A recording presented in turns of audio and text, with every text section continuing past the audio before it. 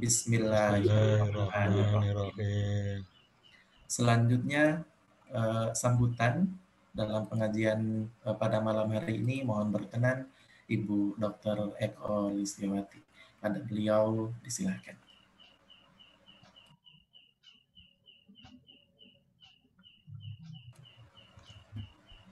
Sekali lagi mohon berkenan Ibu Dr. Eko Rini Listiawati untuk memberikan sambutan pada malam hari ini.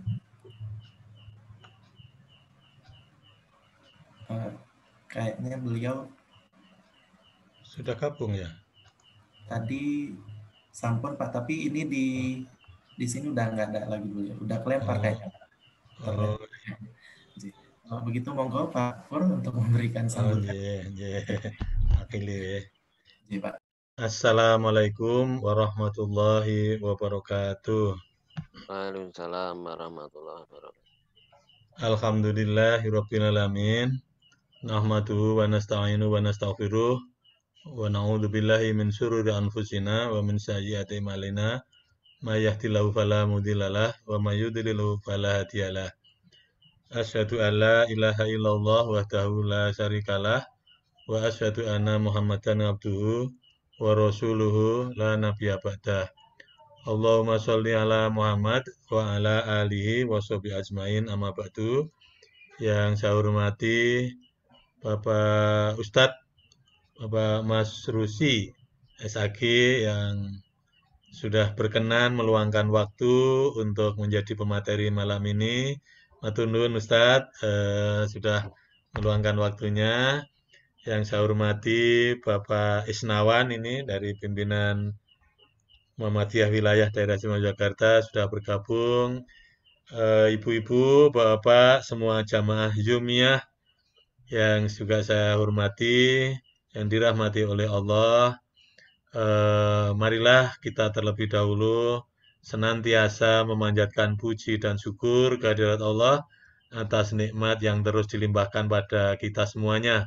Pada sampai saat ini, alhamdulillah kita semuanya dalam keadaan sehat walafiat, dalam keadaan lindungan hidayah iman dan Islam, sehingga pada saat ini kita dengan ringan hati, ringan langkah gitu ya, untuk bergabung ke dalam ruang Zoomiyah ini dalam rangka untuk memperkuat keimanan kita, meningkatkan imun kita, sehingga kita semuanya insya Allah mencapai suasana yang aman.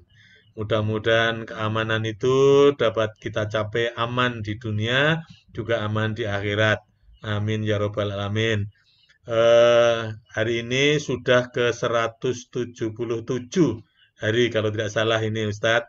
Jadi kegiatan ini alhamdulillah banyak didukung oleh apa namanya warga kita, dipandegani oleh pimpinan wilayah Muhammadiyah Yogyakarta, juga PKU Muhammadiyah Yogyakarta, PKU Muhammadiyah Gamping, dan insya Allah malah nanti segera akan kita bergabung dengan juga PKU Muhammadiyah Bantul karena hari kemarin sudah diresmikan membuka shelter untuk tempat isolasi mandiri bagi warganya. Mudah-mudahan langkah kita ini mendapat ridho dari Allah sehingga menebar manfaat seluas-luasnya kepada seluruh warga, baik itu yang tergabung di dalam Persyarikatan Muhammadiyah maupun tidak. Karena ini niat kita bahwa Muhammadiyah untuk umat. Saya kira demikian Ustadz, Ibu Bapak semuanya, jamaah yang saya hormati. Waktu saya kembalikan kepada Mas Irwan sebagai moderator. Nasrun minallah wa fathun qarib. Assalamualaikum warahmatullahi wabarakatuh. Waalaikumsalam warahmatullahi wabarakatuh.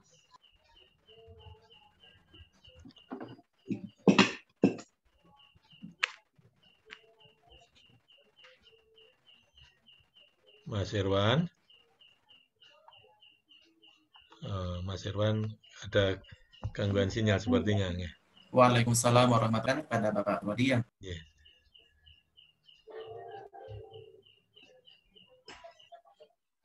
Hilang ini.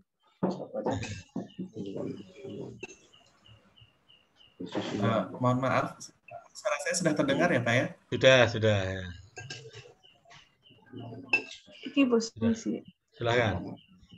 Coba. Baik, tadi Suara hilang. terima kasih pada Bapak Sayang. Ayo madam. Ini lucu. pada malam hari ini. Bapak dan Ibu jamaah yang dirahmati Allah yang baru bergabung di yang ini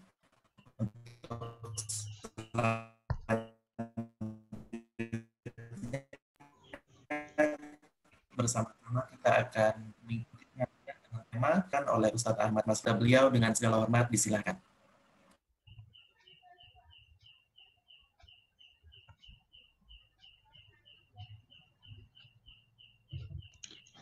Kasih mute, Bapak. Baik. Assalamualaikum warahmatullahi wabarakatuh. Waalaikumsalam warahmatullahi wabarakatuh. Alhamdulillahil malikil hakim, al-jawadul karim, al-azzur rahim, alladhi khalaqal insana bi ahsani taqwim, wa dabbaral umura bi hikmatih, wa ma khalaqal jinna wal insa illa li ibadatihi. Asyhadu an la ilaha illallah wa asyhadu anna Muhammadan abduhu wa rasuluh. Allahumma sholli wa barik ala Muhammadin wa ala alihi wa sahbihi ajma'in, amma ba'd.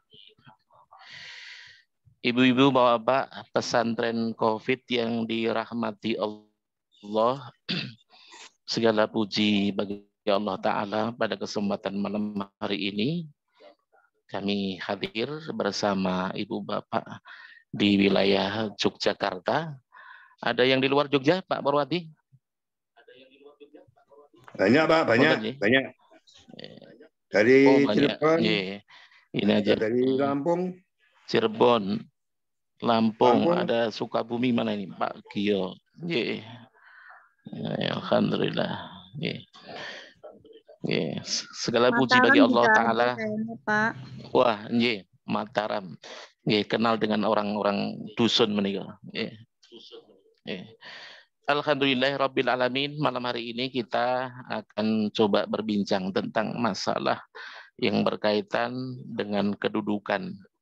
Ternyata harapan kepada kedudukan itu bisa menjadikan dijauhkannya dari jalan ma'rifah. Ibu bapak yang dirahmati Allah, yang pertama kami bacakan ada kalimat yang tentu populer disampaikan oleh Syekh Abu Madian Al-Maghribi.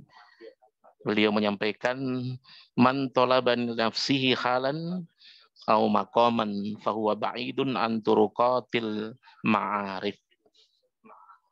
Orang yang mengharap keadaan atau kedudukan tertentu untuk dirinya, ia dijauhkan dari jalan ma'rifah. Begitu kalimat. Kaji bab ini nanti banyak yang menyampaikan gini, itu bab apa Ustadz? Misalnya ini kajian tazkiyah. Kita berupaya untuk belajar membeningkan pribadi kita semuanya. Kebeningan diri itu ketika transparan itu bisa nampak. Bahkan kalau kebeningan itu kita gambarkan seperti bola kaca, maka cemerlang. Ya, kalau udah cemerlang itu kena cahaya matahari, itu akan membuat pantulan. Nah, pantulan itu siapa? Ya kita, abdillah, hamba-hamba Allah ini.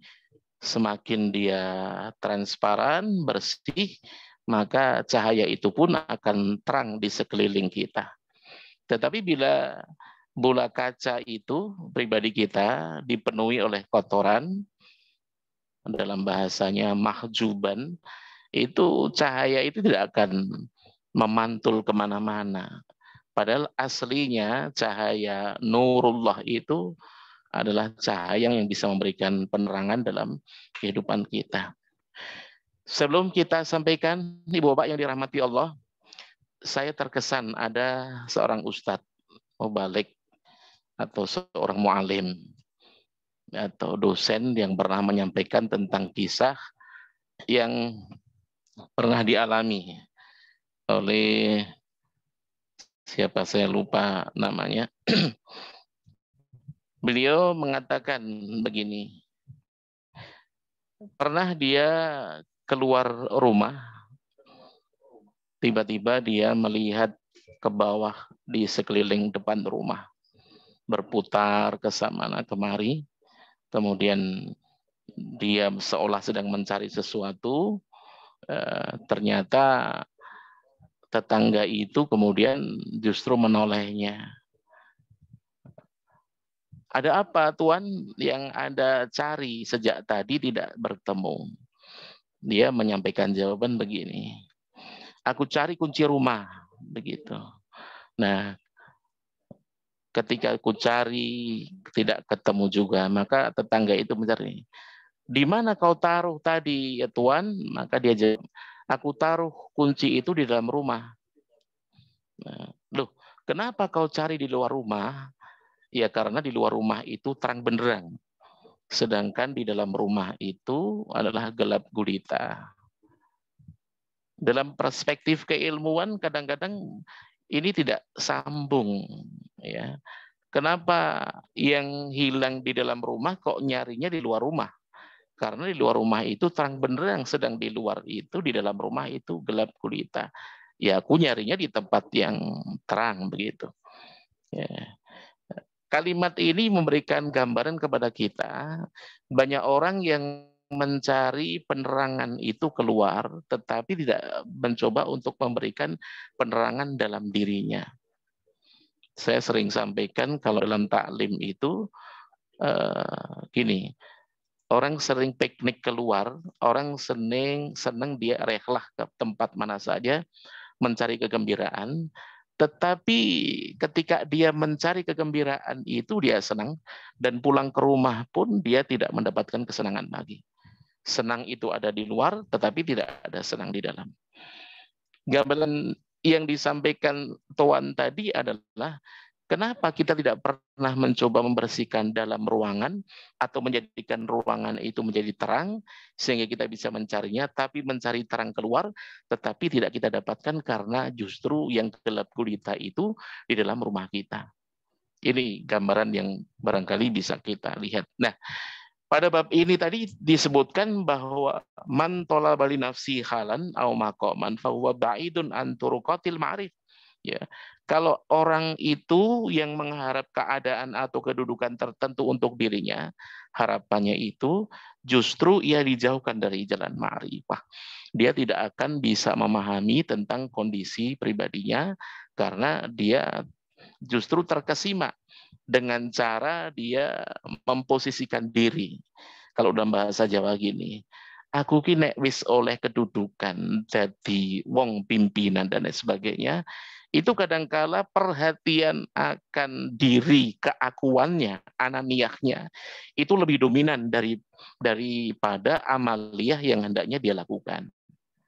Ya, kan banyak ketika ada pemilihan entah itu di pemerintahan atau kelembagaan, banyak orang mencoba membeli suara. Ya, ketika membeli suara itu berbeda enggak dengan ketika orang itu dipilih oleh rakyat? Berbeda. Membeli suara itu adalah menandakan keakuannya, ha anadza begitu. Kalau sudah bilang ha anadza, iki lo aku, atau dia merasa superioritas sendiri, dirinya lebih tinggi daripada yang lain, maka dah tak layaklah dia menjadi seorang pemimpin. Sehingga dalam kalimat ini ditegaskan, jangan sibukkan dirimu dengan aneka harapan, sehingga kau justru melupakan kemaslahatan dan keselamatanmu. Jadi kalau kamu sudah tertipu hanya memposisikan dan memamerkan dirimu dan kedudukanmu, justru kau lupa kepada kemaslahatan apa yang sedang kau emban. Kau lupa pada keselamatan apa yang sebenarnya sedang kau juangkan atas nama Tuhanmu. Ya kalau kemudian ar-rasi wal murtasi finnar itu memberikan gambaran, ya Kalau udah jual beli suara dengan harta, dengan uang, maka dia posisinya sudah tidak membahagiakan lagi. Tidak lagi dia dapatkan al-jannah begitu. Itu diantaranya. Ia atau dalam keadaan seperti itu, barang siapa yang mengharap pengabdiannya berarti ia sibuk untuk kepentingan dirinya sendiri. Lalai mengabdi kepada Tuhannya, malah justru dia mencintai sesuatu, kau akan menjadi hamba yang kau cintai. Dan pribadimu akan selalu mengabdi. Ada kalimat yang kita kenal ketika belajar. Man ahabba syai'an fahuwa asirul lahu, wa man ahabba syai'an fahuwa abduh. Begitu. Mudah-mudahan kalau salah mohon koreksi ya. Barang siapa yang mencintai sesuatu, maka dia menjadi tawanannya. Ya. Dan barang siapa yang mencintai sesuatu, maka dia akan menjadi hambanya. Jadi kecintaan itu bisa menjadikan pengabdian kepada yang dicintai. Kita punya harapan kepada kedudukan, kita punya harapan kepada pujian, maka harapan-harapan yang kita dapatkan itu justru menjadikan kita mengabdi kepadanya. Harapan kita punya kaya raya, harapan kita menjadi seorang pemimpin yang diunggul-unggulkan, atau harapan memiliki seorang istri yang luar biasa, atau memiliki kecantikan yang luar biasa, itu kau menjadi abdinya. Ya, kita tidak nyaman ketika meninggalkannya. Kesana kemari kita selalu menjadi orang yang duduk di dekatnya. Itu diantaranya. Sebentar. Itulah Bapak Ibu yang dirahmati Allah yang bisa disampaikan. Nah, maka ketika dia mencintai sesuatu itu, kau akan menjadi hamba yang kau cintai, sementara dia itu tidak mau kau menjadi hamba selain dia. Kalau sudah kecintaan kita kepada seorang pimpinan, itu pimpinan pun tidak mau menduakannya. Atau kita mencintai kepada Allah, kita tidak layak lagi. Atau Allah sudah tidak mau kau itu justru mengalihkan cara pandang dan pengabdianmu itu kepada selain Allah. Itu yang butuh untuk kita pahami. Nah, segala sesuatu yang menjadi pusat perhatian dan kecenderungan seorang yang mendekat kepada Allah itu menjadi hijab yang semakin berat, akan menjadi tutup menghalangi perjalanan menuju kepada Allah. Jadi apapun profesi yang kita miliki, ketika kita memiliki orientasi hidup itu hubud dunia, kecintaan kepada dunia, maka boleh jadi dunia itu bisa menggenggam pribadi kita semuanya. Kalau kita sudah digenggam oleh profesi maupun kesenangan yang bersifat duniawi, maka kita akan lebih banyak mengabdi kepadanya, menjadi tawanannya. Sepeda motor, mobil, rumah mewah, ya, atau harta melimpah. Ketika kita cari selalu kekurangan, ketika ada yang bagus, kita kepingin yang lebih up to date, lebih kekinian, begitu. Ada sepeda yang sekarang sedang senang jalan ke sana kemari dengan sepedanya. Kita punya sepeda yang sudah lama, pun kita butuh untuk beli yang baru, yang kekinian, dan itu nanti kita akan lebih nyaman dan nampak lebih punya wibawa, kita akan nampak lebih punya keindahan dan orang kasih apresiasi kepada kita semuanya. Itu diantaranya. Maka proses seperti inilah yang dalam kitab ini tadi diterangkan tentang bab bahwa bila ada orang mengharap keadaan atau kedudukan tertentu untuk dirinya itu, dia akan dijauhkan dari jalan ma'rifah. Jamaah Ibu Bapak yang dirahmati Allah, di dalam kitab yang saya dapatkan dari seorang mu'alim di Mu'alimin, yakni Mukhtasar Minhajul Qasidin, ini diterangkan berkaitan dengan masalah celaan kepada hal yang berkaitan dengan kemasyhuran atau tersebar luasnya pujian dan keutamaan ketika tidak dikenal oleh orang banyak.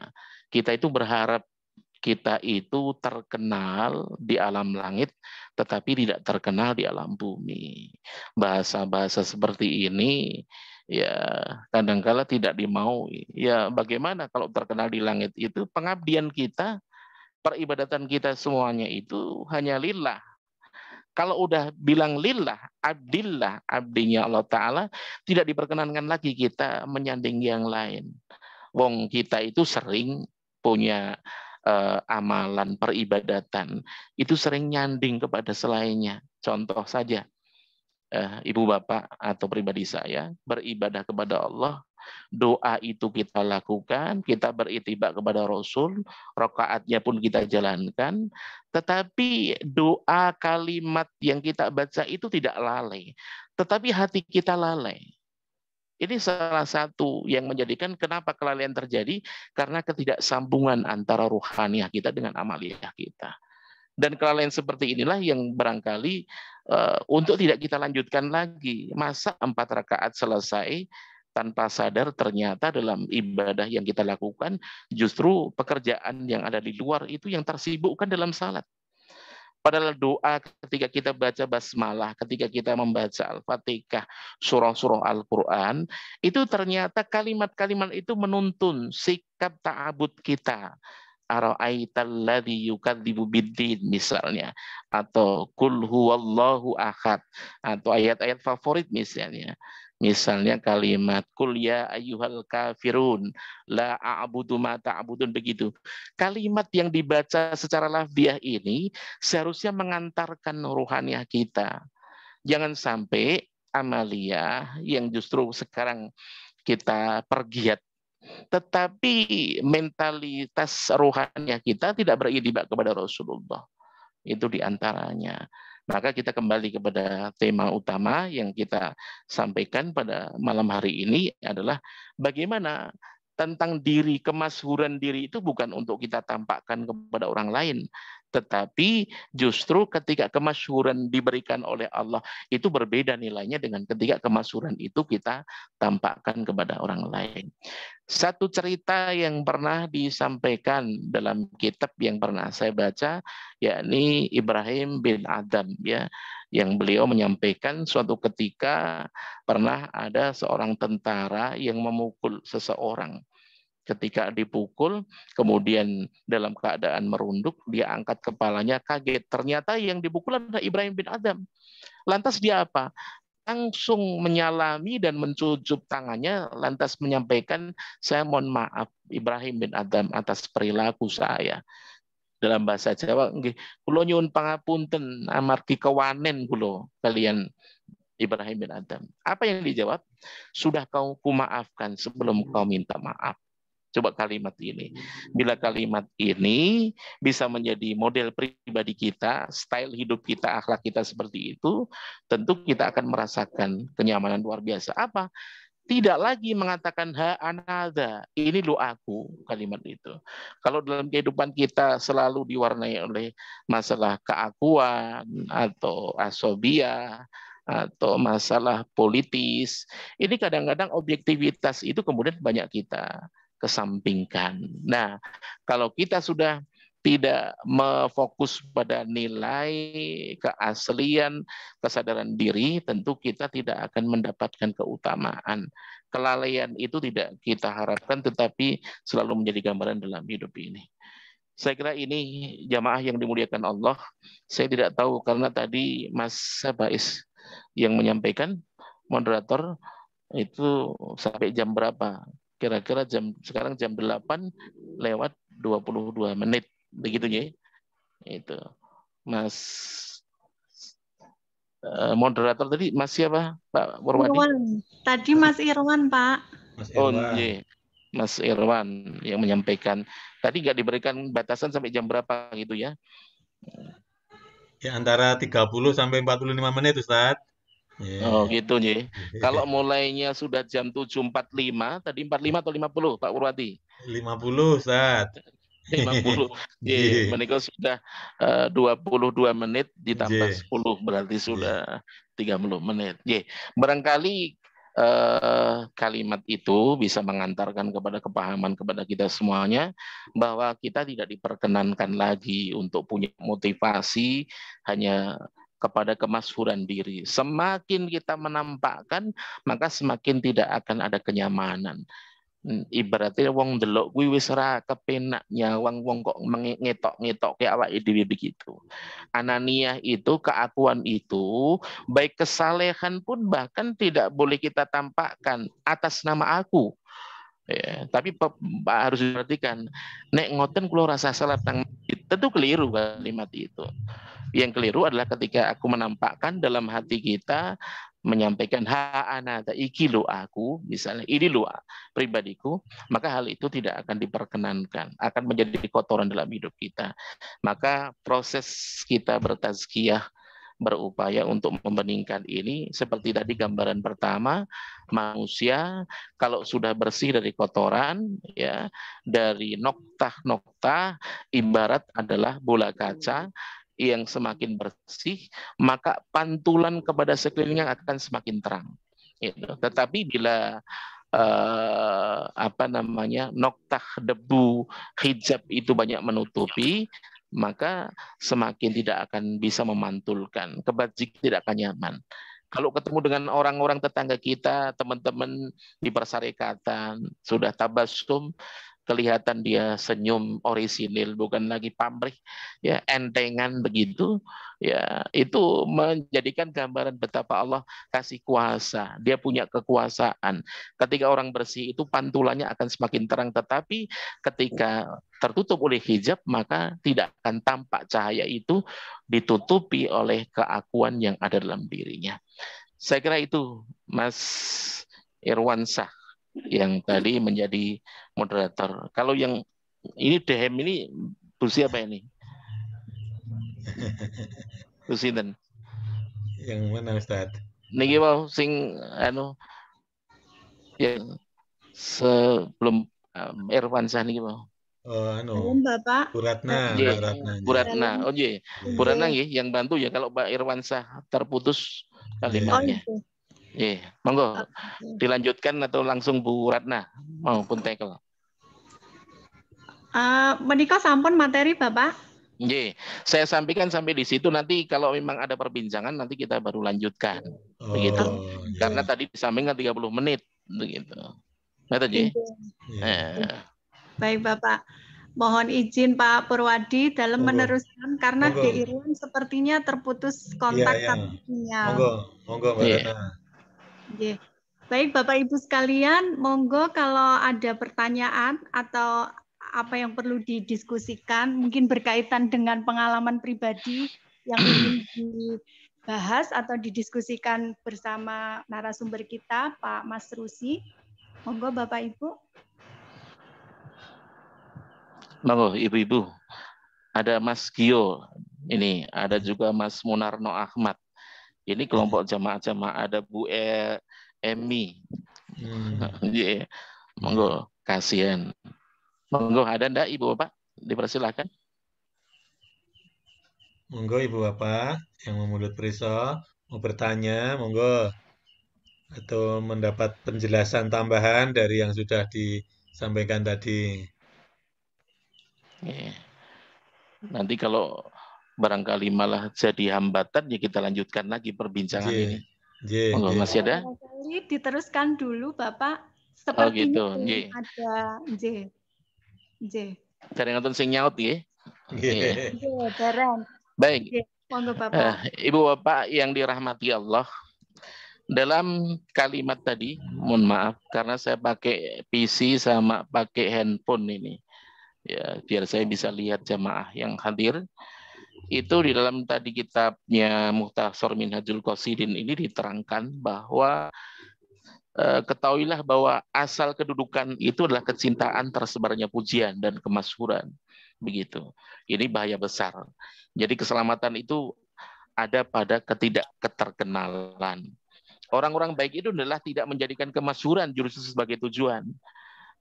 Kalau saya punya kedudukan lantas aku dikenal orang banyak, kalau aku punya titel abilitas saya pun tinggi, maka akan dikenal aku sebagai seorang ilmuwan begitu. Sehingga kesalehan diri itu tidak setara, simetris dengan tentang keilmuan. Ya karena kita kalau sudah pakai labelitas ya yang merekat pada pribadi kita, seolah-olah rofak, seolah-olah kita meluncur ke wilayah yang lebih tinggi, dan kehormatan itu terletak pada wilayah itu. Justru ketika ilmu itu tidak membuahkan dalam aktivitas kehidupan, itu tidak akan bermanfaat. Man su'ila an ilmin fakatamahu uljima yaumal qiyamati minan nar.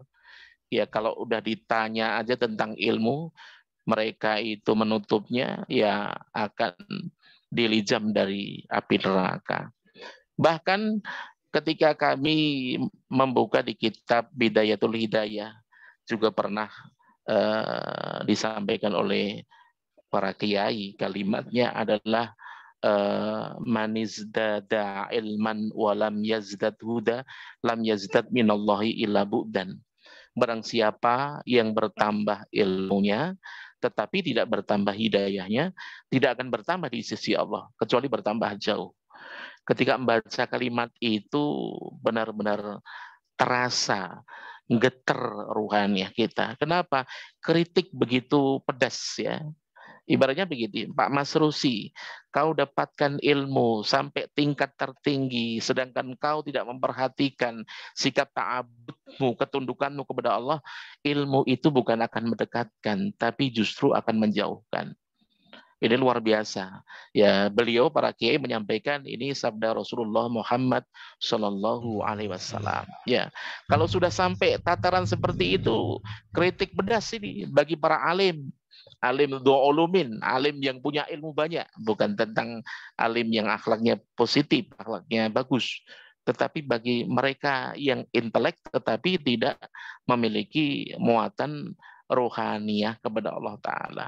Ya, sampai saya misalnya dalam komunitas kami, kelembagaan misalnya ada seseorang yang biasanya melantunkan kalimat-kalimat ayat dengan indah karena lagunya, sehingga orang itu terpesona dan takjub karena lagunya, bukan karena isinya.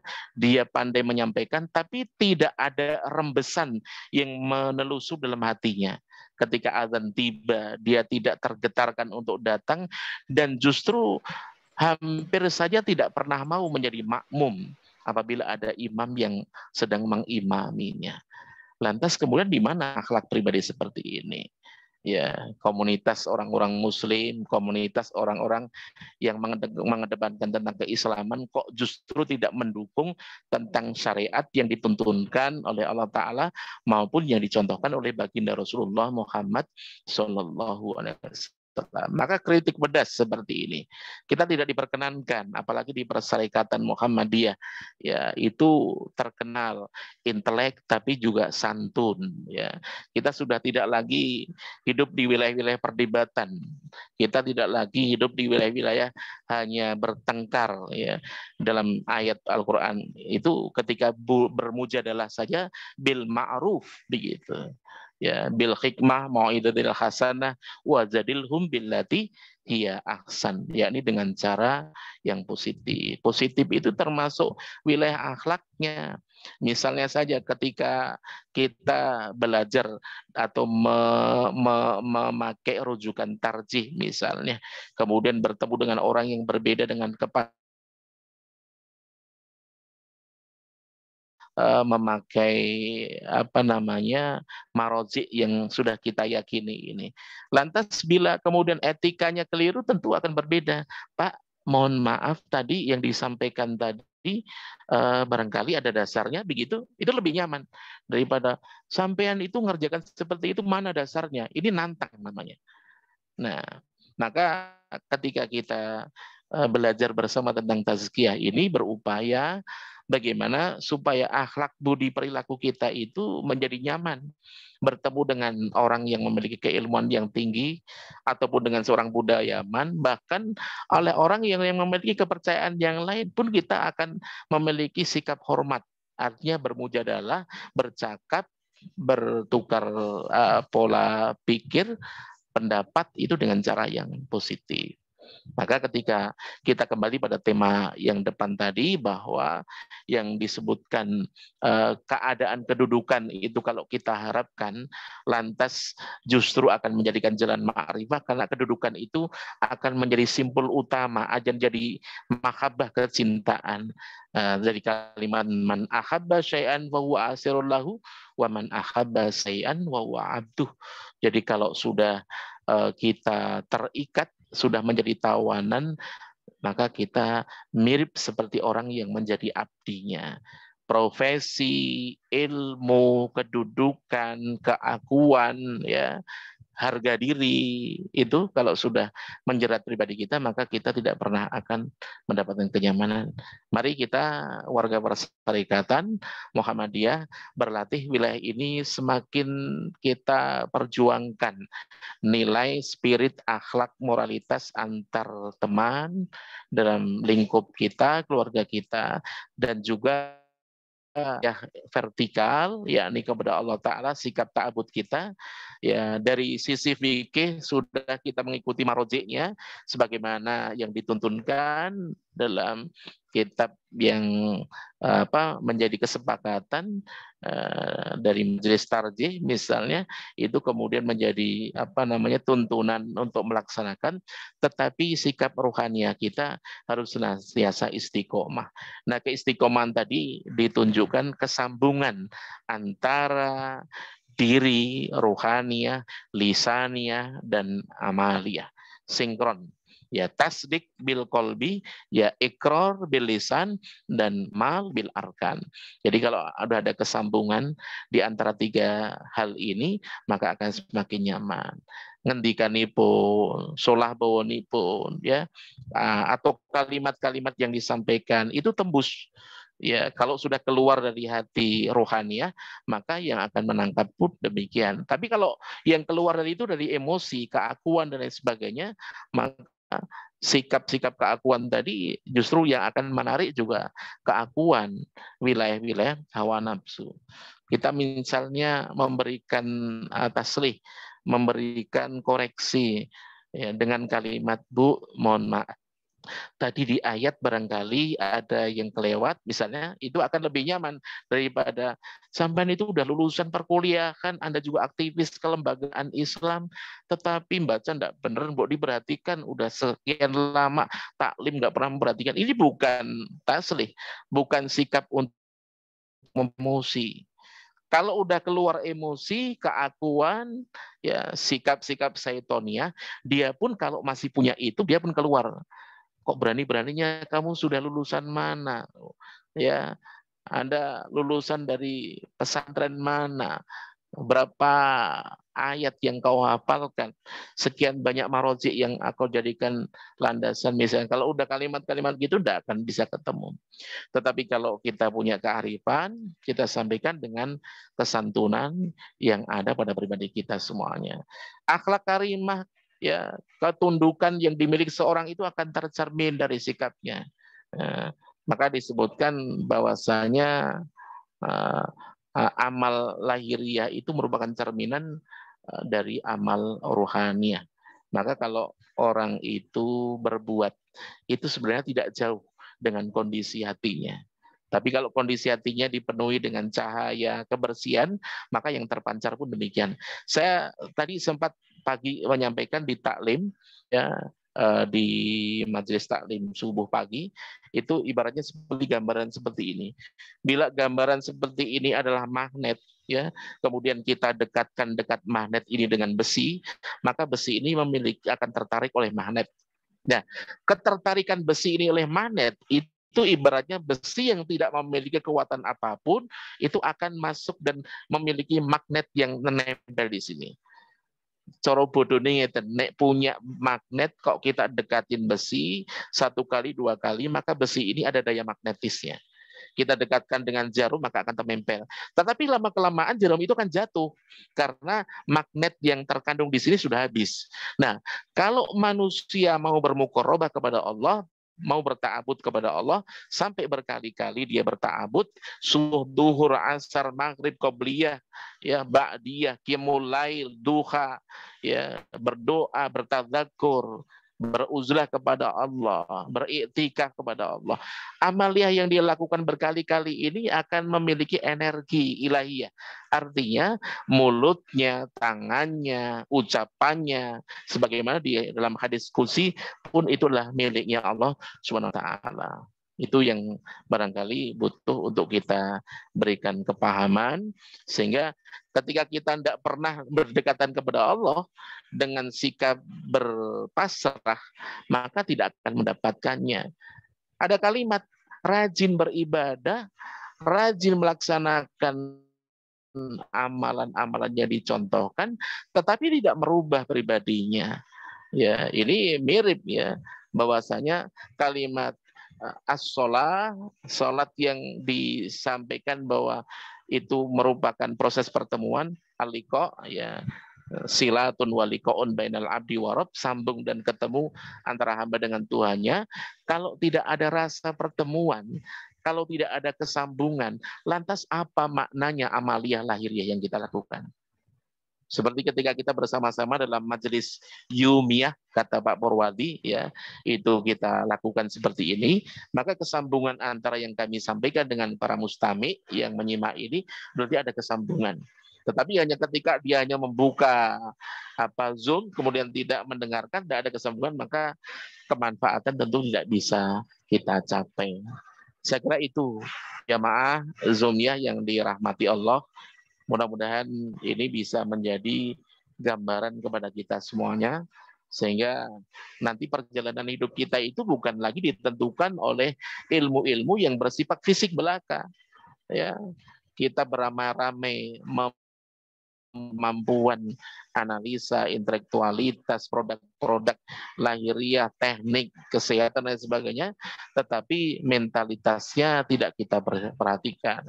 Kalau kita melihat beliau, ya, Pak A.R. Fakhrudin, ya, yang luar biasa dengan kepemimpinan dia, cara menyikapi kepada masyarakat di sekelilingnya, yang gambaran itu dibaca oleh masyarakat luar, betapa luar biasanya seorang pimpinan yang jualan bensin, yang ketika mengendarai sepeda model lama, kemudian cara bersikap kepada para jamaah yang menjemputnya, itu sudah menjadi gambaran yang luar biasa bagi kita semuanya. Nah, kalau pribadi itu kita miliki sampai dari pusat, ya, di wilayah, di cabang, di ranting, punya akhlak yang mulia, insya Allah persyarikatan ini akan menjadikan persyarikatan yang mendapatkan Allah Subhanahu wa taala.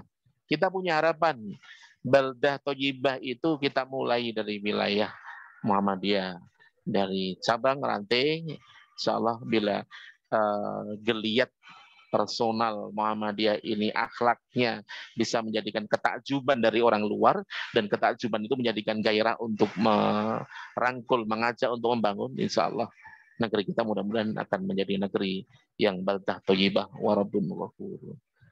Demikian Bu Ratna yang bisa kami sampaikan. Mudah-mudahan kalau nanti, ya, ini Mas Irwan, ada ya Mas Irwan Rosadi, terputus tadi ya. Tadi terputus. Bisa masuk lagi nih di Irwannya. Nggih, ning suarane pedot-pedot gitu Mas Irwan tadi ya. Nggih, Pak. Nih monggo. Nih, ini putus-putus ini. Dibantu Mbak Ratna, Ibu Ratna. Nggih. Ya baik Bapak.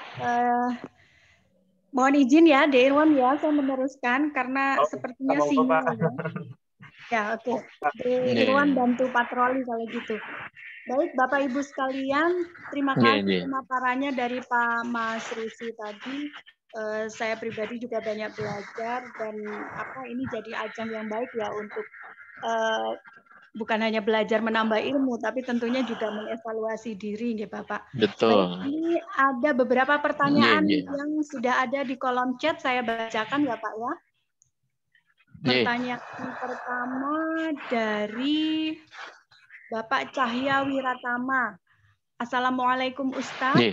Ini banyak para ustaz atau habib yang memiliki ilmu yang banyak, namun kadangkala sering berselisih paham dengan ulama atau habib yang lain.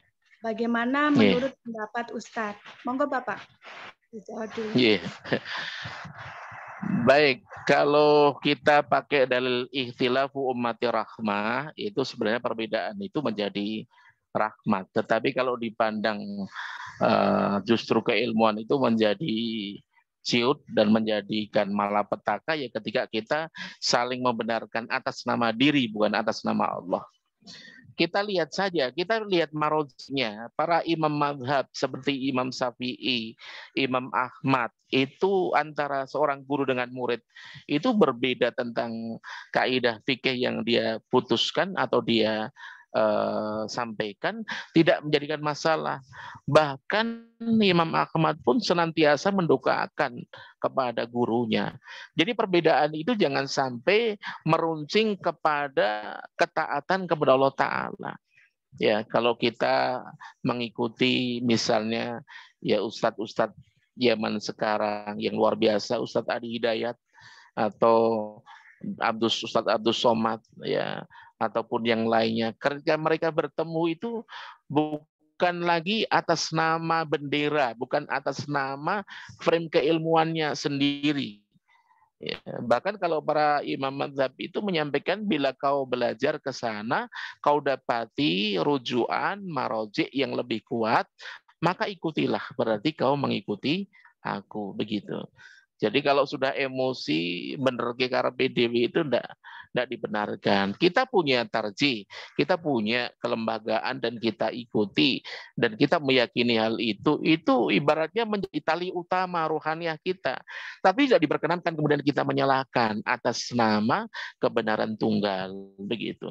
Para imam mazhab yang berbeda-beda itu juga ada pengaruh wilayah lokasi yang beliau duduki dan terutama pula juga masalah keilmuan. Ya kalau dalam gambaran ginilah, barangkali ada yang tidak begitu suka dengan kalimat ada kelembagaan ini, kalau pas perang, kalau pas berhadapan dengan musuh dia di depan sendiri, ada kelembagaan ini yang lebih mengkhususkan pada bidang pendidikan dan kesehatan, ada kelembagaan ini yang lebih dominan, lebih mengutamakan tentang tadzakur kepada Allah Ta'ala, ada lembaga ini yang lebih mengedepankan tentang santunan kepada du'afa masakin. Itu kan luar biasa, bukan atas nama ini loh aku atau ini loh yang paling benar, seperti itu. Milo ketika ada entah habaib, entah para alim ulama ataupun yang lainnya yang melihat wilayah ini kemudian dijadikan itu permusuhan yang kembali kepada sikap hatinya, tentu tidak baik dan bukan yang kita contoh.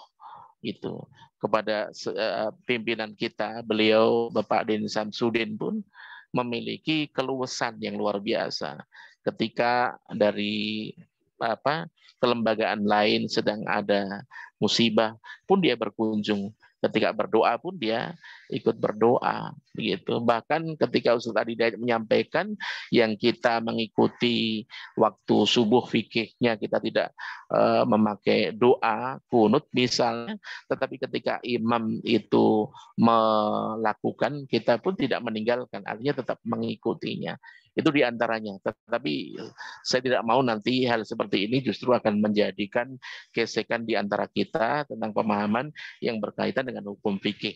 Kita sedang berkonsentrasi dalam wilayah tazkiyah. Alhamdulillah di Muhammadiyah ada yang di pendidikan, ada yang di kesehatan, ada yang di wilayah peribadatan dan sebagainya. Mudah-mudahan ini akan menjadikan kenyamanan dan enjoy kita menghadap kepada Allah dengan keikhlasan. Wa ma umiru illa liya'budullaha mukhlishina lahuddin. Itu Bu Ratna yang kita sampaikan. Oke, baik Bapak. Berarti perlu kerendah hatian dan kelapangan dada ya Bapak ya. Betul. Yeah.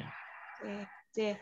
Baik, akan saya lanjutkan untuk membacakan pertanyaan selanjutnya Bapak. Yeah. Ini dari Pak Gio. Beliau bertanya, jadi semua perilaku beramal itu hanya karena Allah. Mau bertanya, apabila dalam berinfak di masjid lalu diumumkan, apakah ini diperbolehkan, Pak? Iya. Baik, alhamdulillah Mas Gio, ini jamaah yang dari wilayah minggir di Sukabumi ya. Berinfak diumumkan itu tentu tidak ada kesalahan. Jangan sampai nanti kemudian bilang salah. tetapi yang tidak boleh dinampakkan itu keakuannya. Ya, misalnya usai Jumat kemudian disampaikan infak terkumpul sampai 2 juta, kan tidak ada sesuatu yang salah. Atau ketika diumumkan infak dari saudara si fulan, si fulana, Bu Aisyah, Ibu Fatimah, ini selama getaran hatinya istiqomah karena Allah berbeda. Tetapi ketika disebutkan kalau wah aku soponeh tonek tutu aku, begitu jawabannya ya. Itu ini loh aku. Maka keakuan-keakuan itu sekalipun itu baru pada wilayah rasa, kita belajar untuk membersihkannya. Astagfirullah, ya Allah, kenapa detak rohani aku masih bilang begitu? Saya mohon pengampunanmu ya Allah, begitu. Jadi upaya yang kita sampaikan seperti ini mudah-mudahan akan lebih banyak mendidik hati kita, sehingga tidak ada kalimat nanti yang kemudian disampaikan itu salah. Termasuk infak, Ibu Bapak yang dirahmati Allah, ketika kita berinfak di masjid, kapan kotak infak itu berjalan? Ketika khotib sedang menyampaikan, coba menjadikan lalai tidak? Kemana perhatiannya? Kepada sang khotib yang sedang menyampaikan atau kepada kotak yang sedang berjalan? Itu diantaranya. Lalu bagaimana salah kita berikan perhatian? Coba sekarang beralih bagaimana infak itu terpisah dari proses peribadatan sehingga tidak mengganggu proses kekhusyuan atau proses peribadatan ketika seorang khatib sedang menyampaikan. Bahkan di masjid yang kami bersemat pun ketika khutbah kita sampaikan dengan tegas tentang sikap kita sedang beristiqomah kepada Allah dan mendengarkan khatib, tapi juga tidak dia turunkan. Nah, maka kita juga kasih saran aja, masjid-masjid yang ada wifi, kalau ataupun tidak ada blok untuk frekuensi itu, sehingga mereka yang ada di masjid tidak lagi justru diri ragawinya hadir ke masjid, tetapi rohanianya sedang ada di wilayah maya, begitu. Bahkan sedang berbincang dengan orang lain. Apakah ini bukan kelalaian? Itu Pak Rana. Baik Bapak, jadi perlu bersikap untuk now and here juga ya Pak ya, untuk bisa fokus. Iya, gitu betul. Nggih, Bapak. Iya. Kalau boleh wajib kalau sedang beribadah. Masa beribadah kita sedang keliling kemana-mana. Nah, itu kalau ditanyakan biasanya ada yang jawab. Pernah enggak gitu? Pernah. Sering atau sekali? Mau bilang sering, kadang-kadang kita tidak berani. Karena kelalaian seperti itu kalau sudah kita biasakan, bahkan kemanfaatan dari peribadatan itu seolah tidak ada pertemuan antara hamba kepada Allah Ta'ala. Al-abid wal-ma'bud. Ada Burana. Oke, baik Bapak. Terima kasih untuk jawabannya. Ini masih ada pertanyaan di kolom chat lagi, Bapak.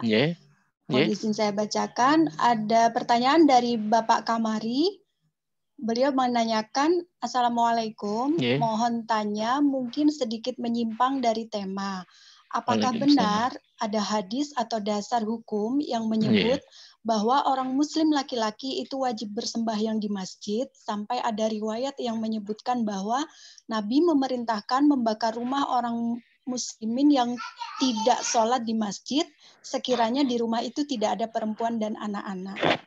Matur nuwun. Wassalamualaikum warahmatullahi wabarakatuh. Monggo Bapak. Waalaikumsalam warahmatullahi wabarakatuh. Itu kajian fikih. Di dalam kajian tarjih saya kira sudah diperbincangkan nih kalau kita lihat masalah seperti itu.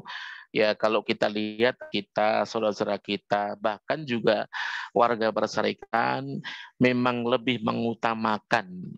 Ya, bahkan ada yang menyampaikan wajib karena sampai sahabat saja waktu tidak datang mau dibakar. Tetapi ada proses pembakaran terjadi tidak?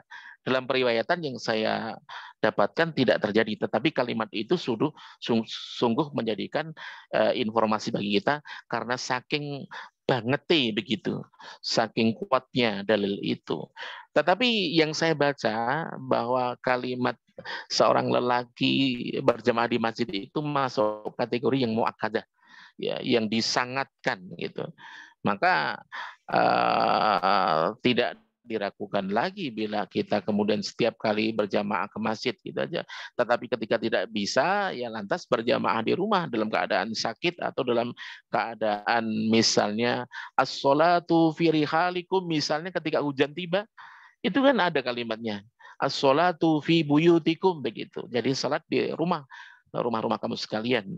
Wong baginda Rasul saja ketika ada hujan yang lebat atau dalam keadaan becek dan sebagainya, maka ketika sudah datang ke masjid pun bisa dilaksanakan dengan jamak. Ya, ketika marid ya jamak takdim, itu diantaranya yang dilakukan. Saya kira itu Ibu Ratna, pertanyaan dari Bapak Kamari. Mudah-mudahan bisa menjadi gambaran begitu. Baik, terima kasih Pak Mas Rusi atas jawabannya. Barangkali ada Bapak Ibu yang lainnya yang ingin bertanya. Oh, ini ada pendapat dari Ma'rifah. Pak Alfian Kombo. Ya. Ma'rifah, saya jadi ingat tingkatan di Sufi. Apakah maksudnya sama seperti itu? Oh, ini pertanyaan ternyata Bapak. Dari Pak Alfian Kombo. Monggo Bapak, silakan. Baik, sebentar. Ma'rifah itu kalau boleh kita sampaikan kepahaman.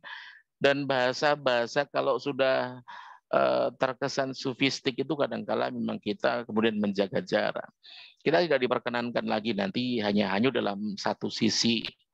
Jadi saya berharap ma'rifah itu adalah kepahaman. Kalau bahasa Jawa begini, kalau boleh disampaikan, awake dhewe iki wis dong itu ya paham di hati, bukan hanya ngerti di kepala. Kasih informasi tentang itu, walaqad dara'na li jahannama katsiran minal jinni wal ins lahum qulubun la yafqahuna biha walahum a'yunun la yubsiruna biha walahum adhanun la yasma'una biha ulaika kal an'ami bal hum adhall ulaika humul ghafilun. Kan begitu. Ditetapkan bagi isi neraka jahanam itu kebanyakan dari jin dan manusia. Mereka punya hati tetapi tidak digunakan untuk memahaminya. Hati ya, untuk memahami itu hati. Walahum a'yunun la yubsiruna biha, punya mata enggak pernah untuk memperhatikan, enggak untuk menganalisa, untuk mencermati. Walahum adhanun la yasma'una biha, bahkan pun tidak pernah untuk menyimak, mendengarkan. Ulaika kal an'ami bal hum adhall ulaika humul ghafilun. Mereka itu bagikan binatang ternak, bahkan bisa lebih rendah posisinya. Begitu.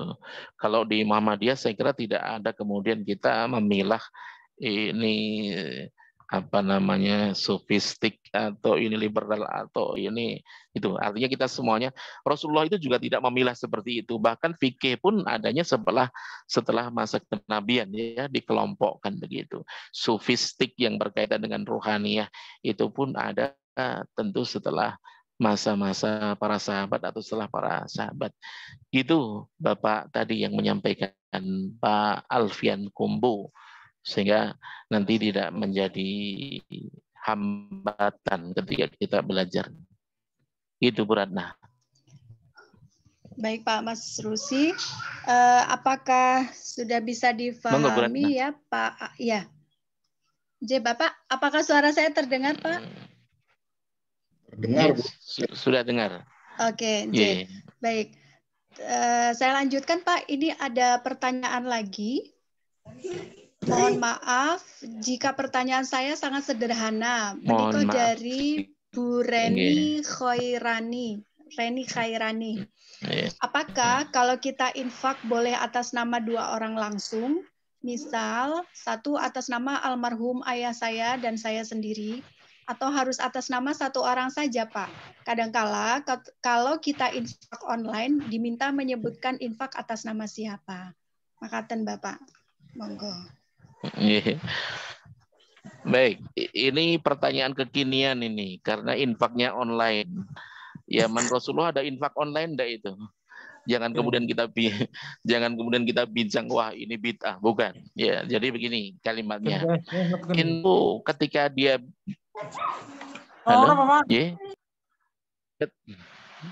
ketika kita berinfak itu mau kita atas namakan siapapun, menurut saya yang saya pahami tidak ada halangan. Atas namamu, juga atas nama ibu yang sudah meninggal, karena masuk kategori saya harus berbuat baik atas nama orang tua, atas nama Allah ya mengatasnamakan orang tua saya. Misalnya ibu bapak kita pernah kasih kita rezeki atau kasih kita modal, kita usaha, dan usaha itu sukses dan kita dapat gaji atau laba dari usaha itu.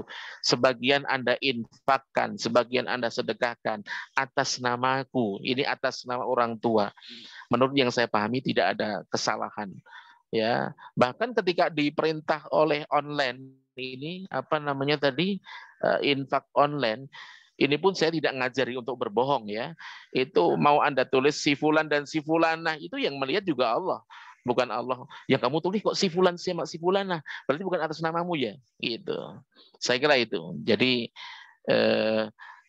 itulah yang barangkali menjadi ruang bagi pribadi kita. Nanti tidak lagi tekstual lah kalimat atau amalia-amalia yang kita lakukan. Baik Bapak, apakah kita masih bisa membuka pertanyaan lagi Pak Pur? Barangkali Bapak Ibu ada yang ingin bertanya langsung ini. Monggo, Tasih. Kita masih ya, satu lagi paling tidak. Ya. Oh, sudah 8:59 ini. Bapak. Kebablasan. Bapak. Monggo Bapak Ibu masih ada satu kesempatan lagi untuk bertanya. Barangkali ada yang ingin menanyakan langsung. Langsung via online ini maksudnya. Karena kita di media online. Monggo Bapak Ibu sekalian.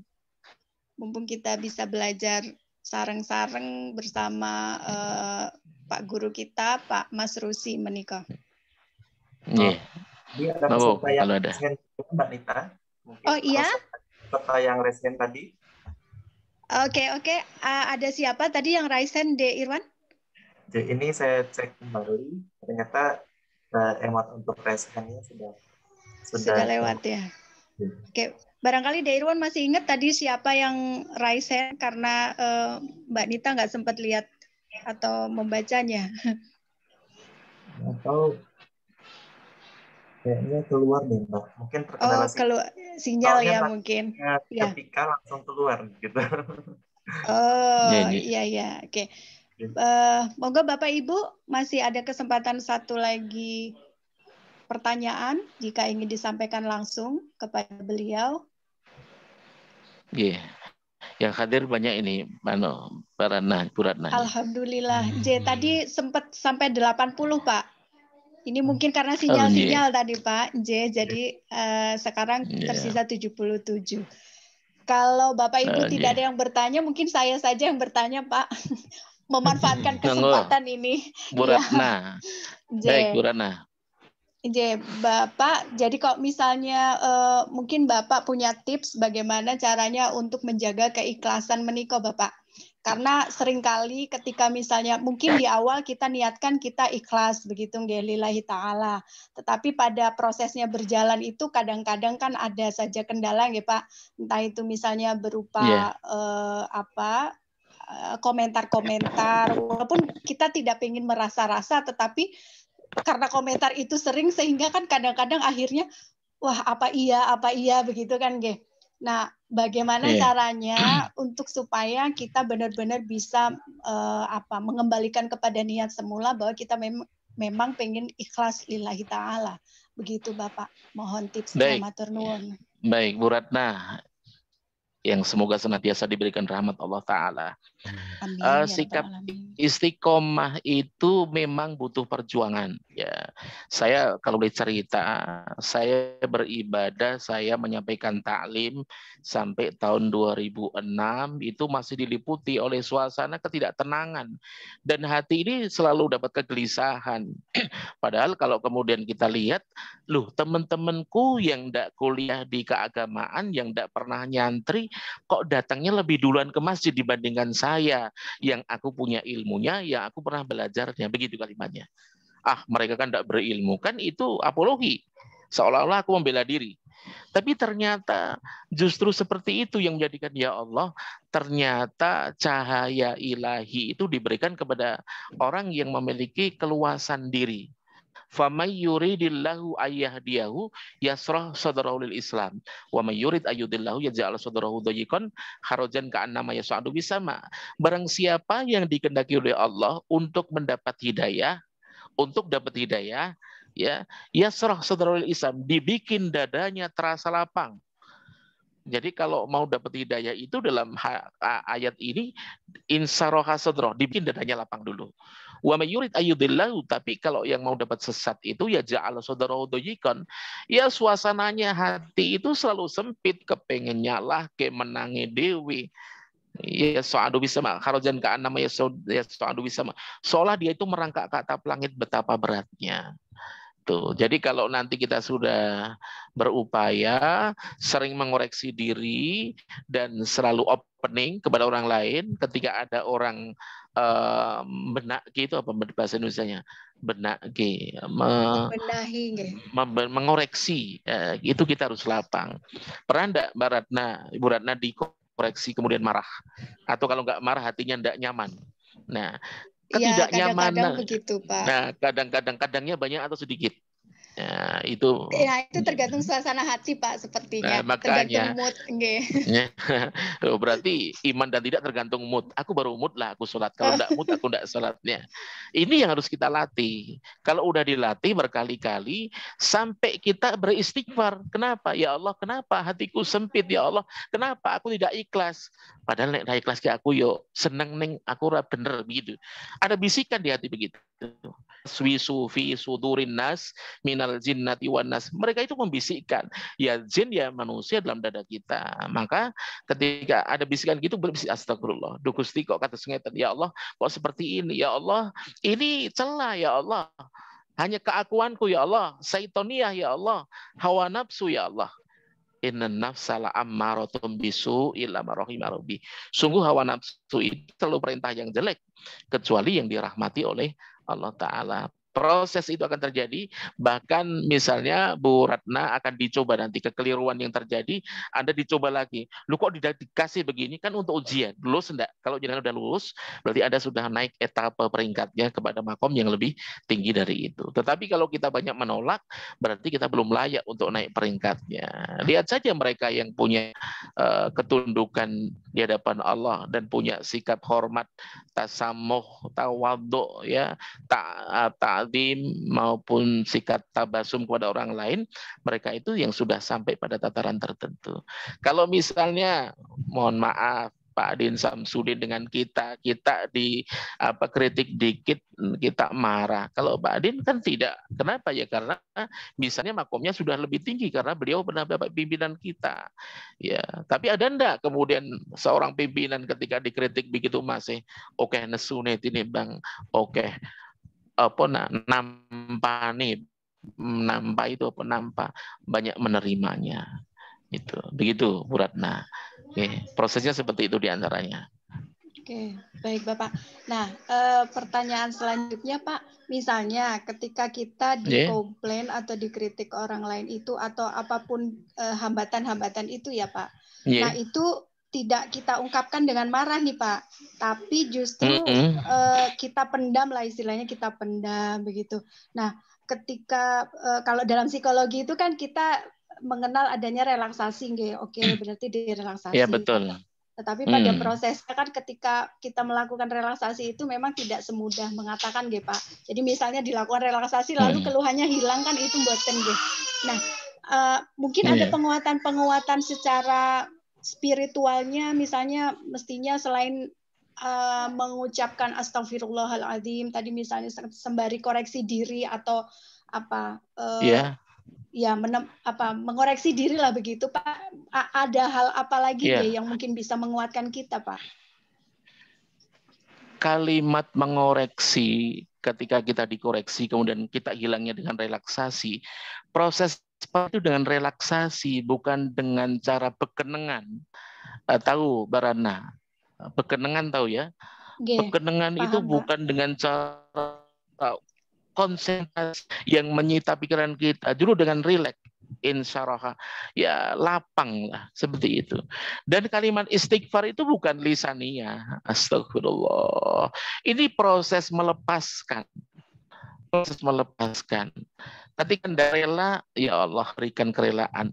Mbok sampun boten sampun pi, menawa ndak perlu dipikirkan, mbok sampun ndak jadi beban. Mbok sampun, mbok lepas. Ini kalimat ini belum bisa melepaskan. Nah, proses pelepasan ini sedikit demi sedikit, maka kita akan mengalaminya. Contohnya aja gini, ketika Bu Ratna kehilangan uang, uangnya 1,5 juta atau 1,5 juta hilang. Pertama kali detak kerohaniannya bagaimana? Ya Allah, kehilangan, gelisah enggak? Nah, ketika gelisah orang bilang bagaimana? Manusiawi begitu ya. Tetapi ketika enggak gelisah bagaimana? Enggak manusiawi? Nah, kenapa? Pasti ada maksudnya Allah ini. Apa saya ditegur betul, atau bagaimana? Sangat betul, betul, sangat betul. Karena yang kita punya itu sekedar titipan. Dan cara Allah di antara cara menghilangkan atau diambil orang atau disedekahkan orang. Maka proses seperti itulah proses kedewasaan pribadi kita. Kalau tanpa begitu bagaimana Bu Ratna bisa naik peringkat? Dari peringkat yang biasa menjadi punya peringkat yang lebih tinggi. Itu. Jadi ibaratnya seorang siswa bagaimana bisa naik peringkat kelasnya kalau tanpa ujian? Ya tak layak bisa naik peringkat bila tidak ada ujian. Maka terimalah. Wa ma asoba min musibatin illa biidznillah wa may yu'min billah yahdi qalbah.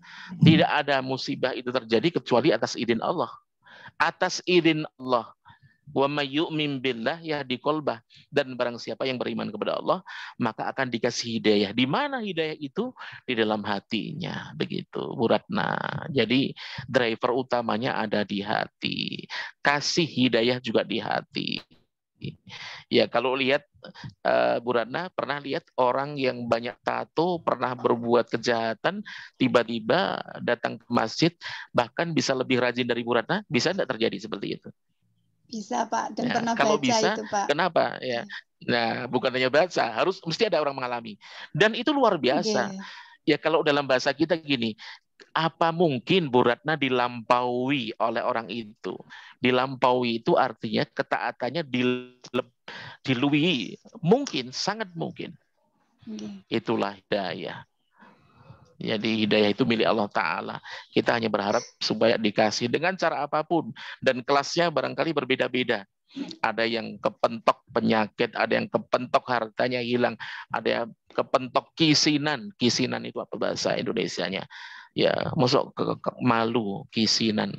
Ya, saya kira itu Bu Ratna. Terima kasih. Mudah-mudahan bisa memberikan warna bagi kita semuanya. Matur nuwun Bapak, tapi ini kok sepertinya ada pertanyaan lagi nggih Pak? Gimana Pak Pur? Apakah boleh dibacakan dan kita sampaikan Pak Pur? Barangkali diperbolehkan nggih Pak? Karena satu lagi nih sepertinya, semoga nanti bisa membantu lebih menenangkan. Ini pertanyaan dari datang dari Alfian. Leres Bapak. Ibu Masna Alfian. Ada orang yang suka membolak-balikkan fakta, tapi dia suka sekali berbagi. Diterima salah, nggak diterima salah. Bagaimana cara menghadapinya, Bapak? Mohon dapat. Bu Ratna bisa enggak menerjemahkan, biar saya bisa mengambil maksudnya. Gimana Bu Ratna? Oke, baik. Jadi di sini maksudnya adalah ada orang yang suka bilang A, tapi pada kenyataannya B, seperti itu, Pak. Tapi dia suka sekali berbagi. Jadi berbagi apa itu maksudnya?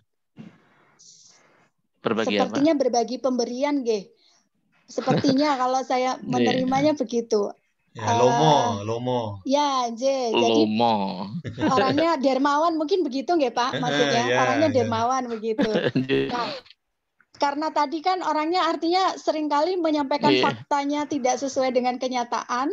Apakah itu perlu kita terima atau bagaimana cara menghadapi orang seperti itu, Pak? Makaten, Bapak.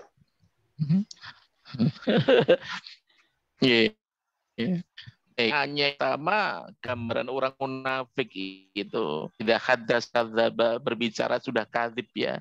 Kadzib itu ya pembohong, dibulak-balikkan, faktanya dibulak-balikkan. Wa idza tumina khana wa idza wa'ada akhlafa, itu ayat-ayat munafik itu. Ya kalau munafik itu berbagi tidak ada salah mereka. Kita terima, nek diterima salah, nek enggak diterima salah. Ya positifnya bagaimana? Kalau diterima nanti kemudian menjadi olok-olokan, gini tak neyo gelem gitu, misalnya begitu. Ya kalau madorotnya lebih besar ya ditinggalkan. Tapi kalau madorotnya itu, ya kan gitu. Kita kan tarkul meninggalkan madorot yang lebih besar. Tetapi kalau memang harus diterima demi kemaslahatan, enggak masalah. Ya kalau pribadinya sudah munafik, ngasih lumo itu lumonya munafik tidak gitu loh. Nek lomone itu juga munafik, berarti ya tak layak lah kita bersanding seperti itu. Artinya yang latihan ini ngampun melu munafik. Gitu aja Bu Ratna. Mudah-mudahan Bu Masna'ah Alfian bisa dipahami. Baik Bapak. Terima kasih banyak atas penjelasannya. Saya juga jadi banyak belajar ini dari Bapak juga. Saya kembalikan mungkin kepada De Irwan. Monggo De Irwan. Baik Mbak Ratna, terima kasih banyak. Jalannya diskusi pada malam hari ini sehingga diskusi kita dapat berjalan dengan lancar. Dan terutama kami aturkan terima kasih banyak pada Ustadz Ahmad Masrusi SAG selaku penceramah pada malam ini atas segala ilmu yang diberikan untuk kita semuanya. Insya Allah sangat bermanfaat sekali untuk kita semuanya untuk kehidupan saat ini dan yang akan datang agar dapat menjadi ilmu yang amal jariah. Tentunya ilmu yang sudah kita dapatkan kita amalkan dan selebihnya kita juga bisa menyampaikan kepada orang lain ya, karena kita sebaik-baik umat yang saling menasihati. Sekali lagi kami aturkan terima kasih kepada Ustadz atas materi yang sudah disampaikan. Baik Bapak dan Ibu para pengajian yang dirahmati Allah, acara terakhir yaitu penutup. Marilah acara pengajian pada malam hari ini bersama-sama kita tutup dengan lafaz hamdalah. Alhamdulillah. Alhamdulillahirabbil alamin. Segala perhatian dan mohon